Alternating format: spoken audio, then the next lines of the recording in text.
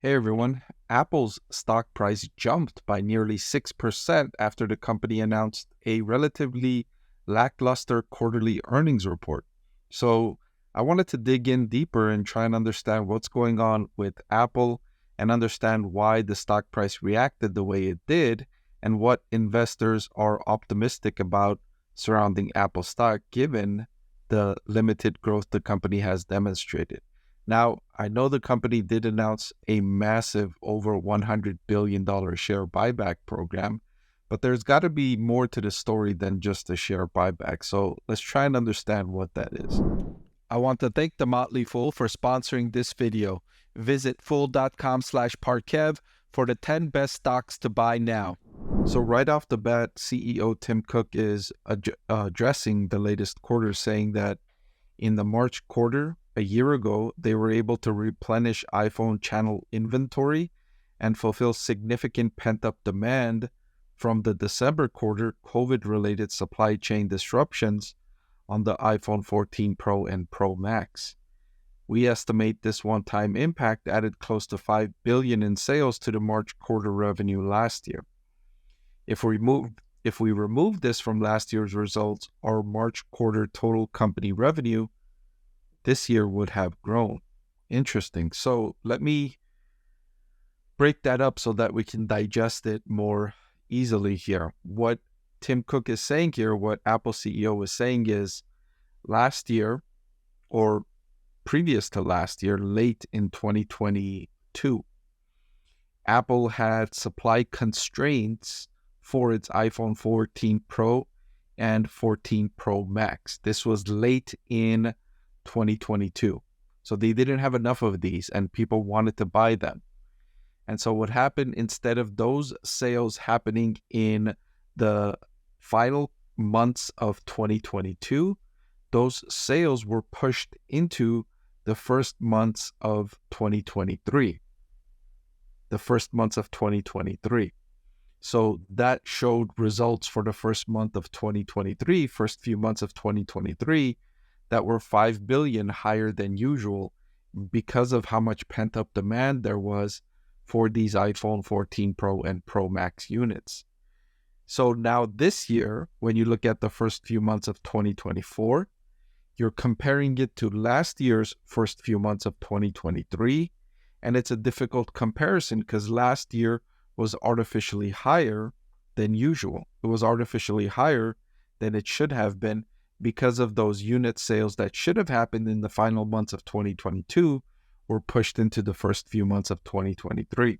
So what the CEO is saying is if we excluded that impact, then this year's revenue would have demonstrated growth instead of the revenue being down year over year. So an explanation from the CEO on why this year's revenue was down compared to last year. Still, the company's growth rate has been lackluster for several quarters now. So it's not just this one quarter that the growth rate was, less than spectacular. It's been several quarters now where the growth rate has been less than spectacular. So this is just one reason why this particular quarter was a little bit lower than it should have been. But even if you included that or removed that, the growth rate would have been like modest, like barely growth, right? Otherwise, the CEO would have mentioned that. So still, yes, okay, we acknowledge that you had a difficult comparison this year compared to last year, right? So the big thing I wanted to hear more about was the Apple Vision Pro. But all we really got from the CEO was that they were thrilled to launch the Apple Vision Pro, and just some narrative on some anecdotal, remarks regarding the Apple Vision Pro. I was looking more for, actual numbers here. How many units? What type of demand? Is it, selling out? Are you ordering more for, the upcoming holiday season? What does it look like here? And we didn't really get that much more information, probably because it just launched, like it's so fresh. There isn't enough data to consider.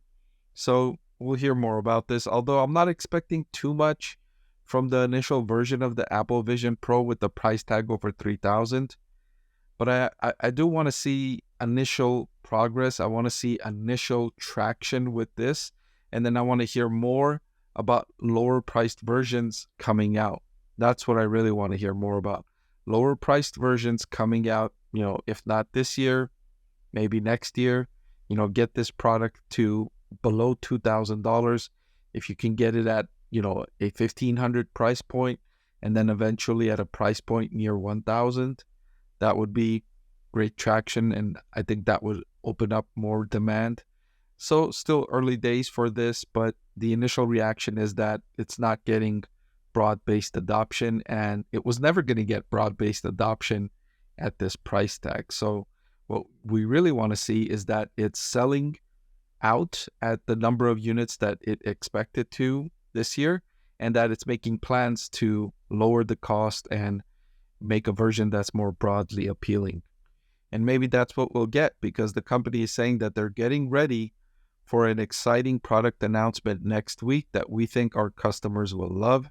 And then next month, of course, they're going to have the WDC, Worldwide Developer Conference, which they're going to have some new product launches there too. So looking forward to that, because the company still hasn't announced something big for AI, even though they're saying they feel very bullish about their opportunity in generative AI.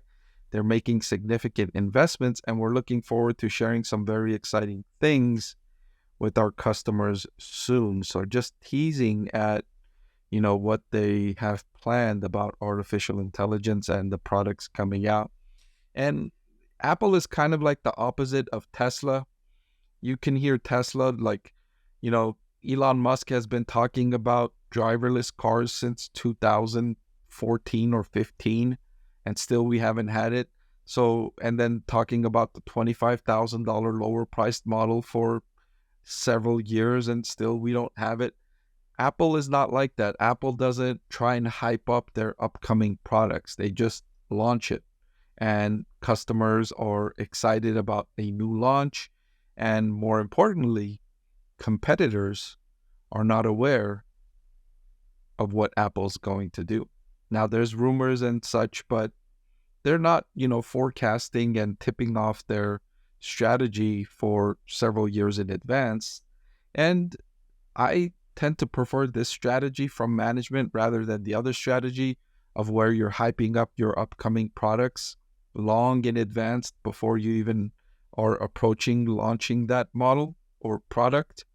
I think that strategy has more to do with just trying to inflate your stock price, just try and get investors to buy your stock in anticipation of those new products coming up.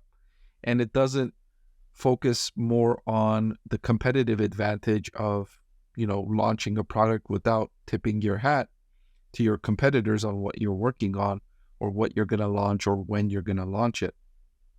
Apple, not really focused as much as Tesla is on hyping up the share price, but more focused on maintaining and growing the business at its scale, because it's already so large and so big around the world that the business is the primary focus. The stock price, while it is important, if the business does well, the stock price will do well. And I like when management focuses more so on the business, the way Apple has done, and not tell competitors, forecast and let them know what they have coming out and when they're coming out with it. So even though I understand with the company the size of Apple, there's going to be rumors, there's going to be leaks, and competitors are going to get word, but they're still not going to be certain that it is for certain. It is that what's happening.